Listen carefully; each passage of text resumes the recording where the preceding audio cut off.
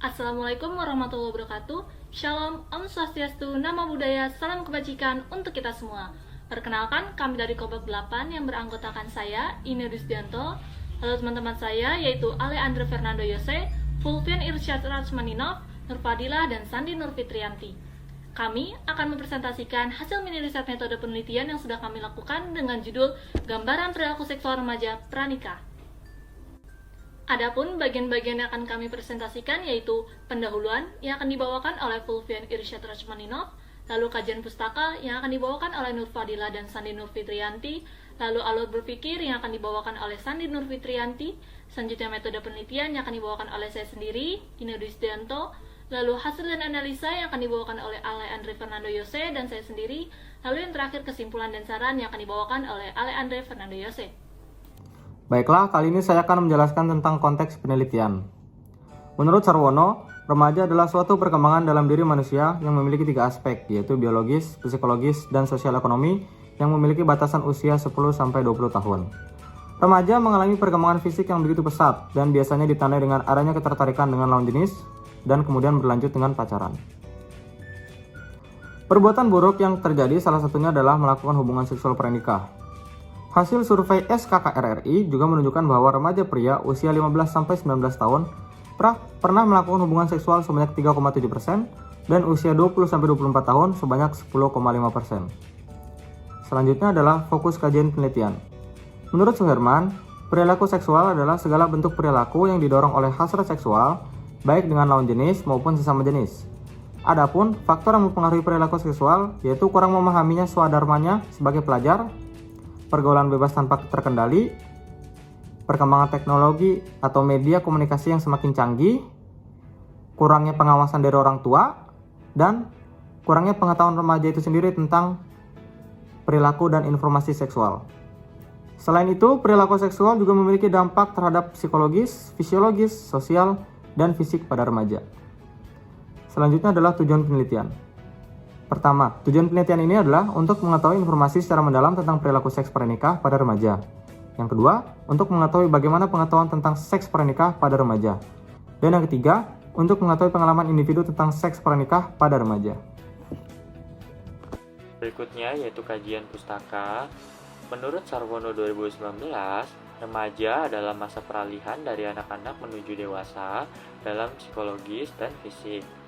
Masa remaja membawa begitu banyak tantangan, karena di dalam masa ini juga remaja memiliki banyak perubahan mulai dari fisik, biologis, psikologis, dan sosial, menurut Geldart 2011. Sedangkan perilaku seksual pranikah adalah segala tingkah laku yang didorong oleh hasrat seksual, baik dengan lawan jenis maupun dengan sesama jenis, seperti bercumbu, bersenggama, yang dilakukan sebelum menikah. Berikutnya yaitu bentuk-bentuk perilaku seksual pranikah menurut Sarwono 2019. Yang pertama, perasaan tertarik. Perasaan tertarik yaitu minat dan keinginan remaja untuk melakukan perilaku seksual berupa perasaan suka, perasaan sayang, dan perasaan cinta. Yang kedua, berkencan. Berkencan yaitu aktivitas remaja ketika berpacaran berupa berkunjung ke rumah pacar, saling mengunjungi, dan berduaan. Yang ketiga ada bercumbu. Bercumbu yaitu aktivitas seksual di saat pacaran yang dilakukan remaja berupa berpegangan tangan, mencium pipi, mencium bibir, meraba payudara, meraba alat kelamin di atas baju, dan meraba alat kelamin di balik baju. Yang keempat, bersenggama. Bersenggama yaitu kesediaan remaja untuk melakukan hubungan seksual dengan pacarnya atau lawan jenisnya. Berikutnya yaitu dimensi-dimensi perilaku seksual. A. Merasa tertarik pada lawan jenis. Dalam tahap pertama ini, seseorang mulai merasa tertarik pada lawan jenisnya. B. Menatap bagian sensual lawan jenis. Dalam tahap ini, seorang akan menatap bagian sensual lawan jenisnya seperti bibir, payudara, dan bokong. C. Berpelukan atau berpegangan tangan. Tahap selanjutnya adalah seorang mulai berani untuk memegang tangan bahkan memeluk pasangannya. D. Berciuman. Dalam tahap ini, ciuman dalam bentuk mencium tangan, pipi, kening, kemudian bibir dan anggota tubuh lainnya. E. Meraba payudara. Tahap ini merupakan tahapan yang lebih intim lagi, di mana laki-laki mulai berani memegang payudara pasangannya. F. Meraba alat kelamin. Dalam tahap ini, sentuhan dapat dilakukan mulai dari hanya meraba sampai menggesek-gesekkan alat kelamin, baik dengan atau tanpa pembatas. G. Berhubungan seksual. Perilaku seksual dengan memasukkan penis ke dalam vagina. H. Melakukan hubungan seksual dengan pasangan. Perilaku seksual dengan memasukkan penis ke dalam vagina pasangan. Yaitu faktor-faktor yang mempengaruhi menurut Sugiono 2010. Yang pertama yaitu faktor internal atau faktor dalam diri. Faktor dalam diri ini dapat mempengaruhi seseorang remaja untuk melakukan seks pranikah karena rasa ingin tahu yang besar untuk mencoba segala hal yang belum diketahui. Hal tersebut merupakan ciri-ciri remaja pada umumnya. Mereka diwujudkan melalui pengalaman mereka sendiri. Berikutnya yaitu faktor eksternal atau pergaulan. Pada faktor ini, pergaulan bebas tanpa kendali orang tua yang menyebabkan remaja merasa bebas untuk melakukan apa saja yang diinginkan. Pada masa remaja, kedekatannya dengan peer group menggantikan ikatan keluarga. Mereka juga merupakan sumber afeksi, simpati, dan pengertian, saling berbagai pengalaman, dan sebagai tempat remaja untuk mencapai otonomi dan independensi. Faktor berikutnya yaitu faktor perkembangan teknologi.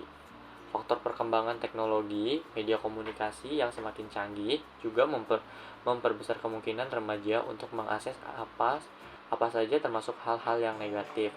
Remaja dewasa ini dapat dengan mudah mengakses situs, gambar, atau juga tayangan porno lewat internet dalam HP masing-masing. Faktor yang terakhir yaitu kurangnya pengetahuan remaja tentang seksual. Banyak orang tua yang membatasi pembicaraan mengenai seksualitas dengan berbagai alasan.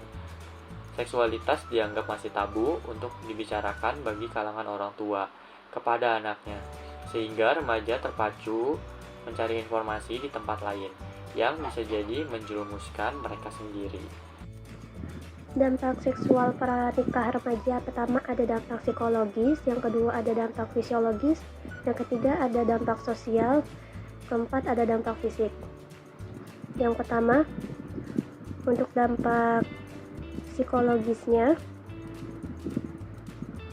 dari perilaku seksual pranikah pada remaja di antaranya perasaan marah, takut, cemas, depresi, rendah diri, merasa bersalah, dan berdosa. Yang kedua ada dampak fisiologis. Dari perilaku seksual pranikah tersebut, di antaranya menimbulkan kehamilan yang tidak diinginkan dan aborsi. Yang ketiga ada dampak sosial yang timbul akibat perilaku tersebut yang dilakukan sebelum saatnya, antara lain itu dikucilkan, putus sekolah pada remaja perempuan yang hamil dini, dan perubahan peran menjadi ibu. Belum lagi tekanan dari masyarakat yang mencela dan menolak keadaan tersebut. Yang terakhir ada dampak fisik, adalah perkembangan penyakit menular di kalangan remaja dengan frekuensi penderita penyakit menular seksual yang tinggi antara usia 15 sampai 24 tahun. Infeksi penyakit menular dapat menyebabkan kemandulan dan rasa sakit kronis yang menimbulkan resiko terkena HIV atau AIDS. Selanjutnya ada pertanyaan penelitian.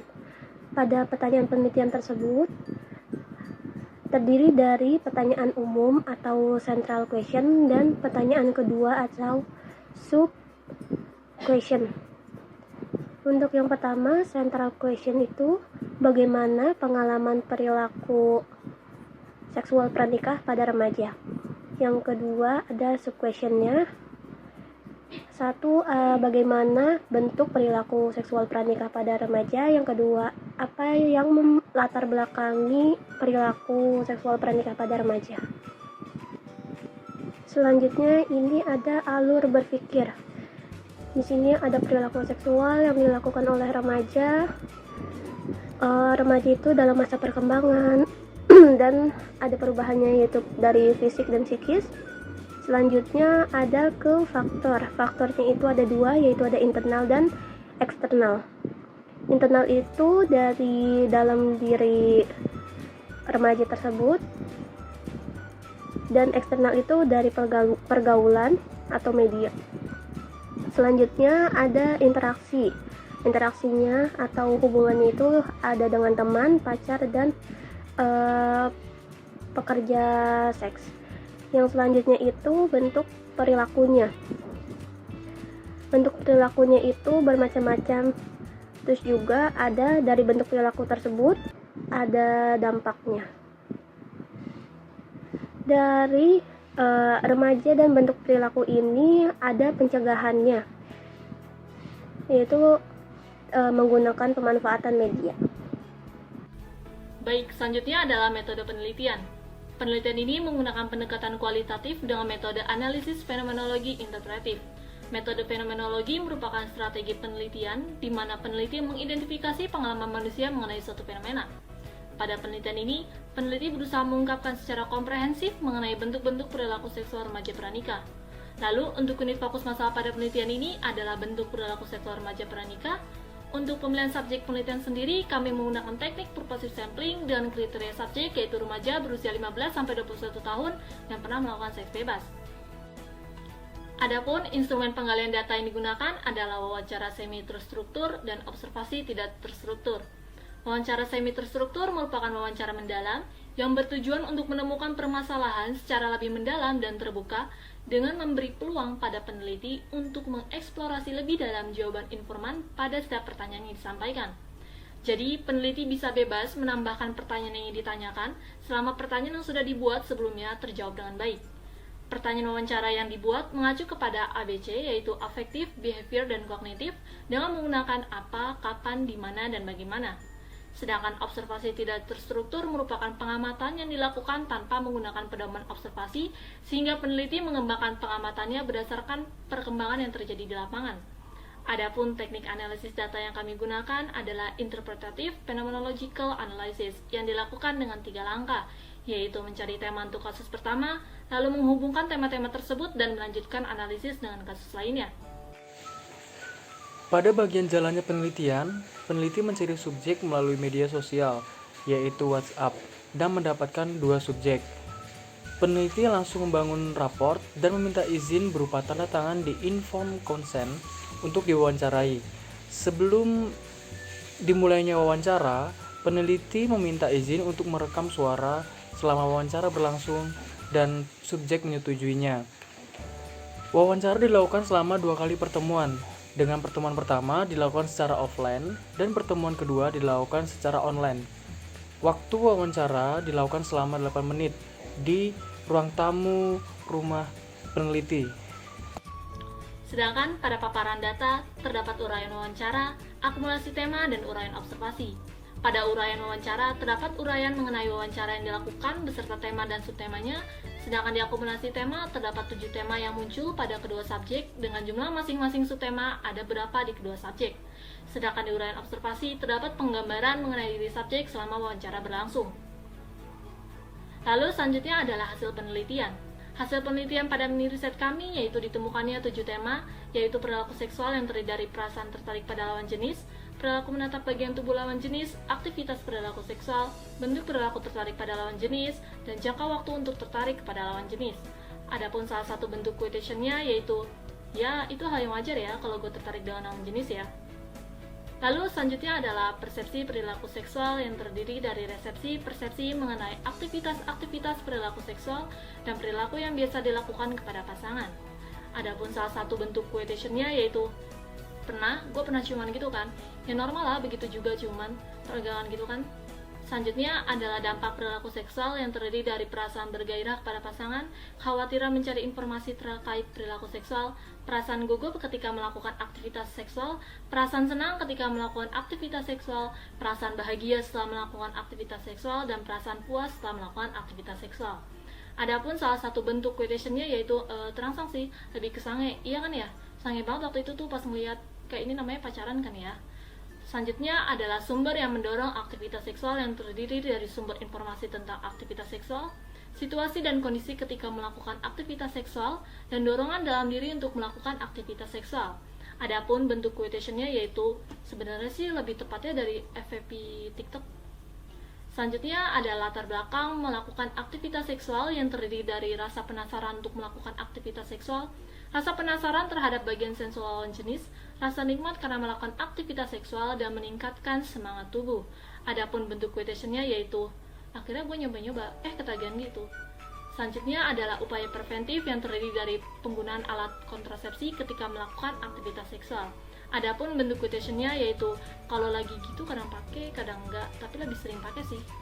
Lalu yang terakhir adalah kepuasan seksual yang terdiri dari lokasi melakukan aktivitas perilaku seksual, preferensi pemilihan partner aktivitas seksual, jumlah aktivitas seksual, durasi melakukan aktivitas seks, situasi dan jumlah melakukan aktivitas seksual, cara supaya partner seks merasa nyaman, dan pengalaman aktivitas seksual. Adapun bentuk quotation-nya itu di kamar, di rumah, di mobil, tergantung kondisi. Pada bagian bab 5 ada kesimpulan dan saran. Di bagian kesimpulan berisi dari penelitian ini dapat disimpulkan bahwa perilaku seksual pranikah remaja dipengaruhi oleh beberapa faktor, yaitu persepsi lingkungan, dorongan dalam diri, dan keinginan seksual. Adanya keinginan seksual pada remaja menjadi dorongan utama untuk mencari informasi dan terlibat dalam aktivitas seksual, seperti ciuman, pegangan tangan, meremas payudara lawan jenis, meraba alat kelamin lawan jenis, sampai melakukan hubungan seksual. Selain itu, didukung dengan persepsi yang melekat bahwa perilaku seksual pranikah merupakan hal yang normal, membuat remaja merasa biasa saja untuk melakukan aktivitas seksual dengan pasangannya. Lalu, kurangnya perhatian subjek terhadap upaya pencegahan kehamilan di luar nikah, serta meningkatkan penularan penyakit menular seksual atau PMS, yaitu HIV dan AIDS, dengan cara penggunaan alat kontrasepsi ketika berhubungan seksual dengan lawan jenis. Pada bagian saran, berdasarkan kesimpulan yang menyatakan bahwa perilaku seksual dipengaruhi beberapa faktor, maka peneliti memberi beberapa saran yang meliputi yang pertama yaitu peneliti selanjutnya, di mana hasil penelitian masih kurang lengkap dalam segi informasi. Oleh karena itu, bagi peneliti selanjutnya untuk dapat bisa menggali lebih dalam mengenai bahayanya perilaku seksual pranikah pada remaja di kalangan era saat ini. Yang kedua, remaja. Untuk remaja, ketika menjalin hubungan dengan lawan jenis diharapkan dapat mengendalikan perilaku dan hawa nafsu.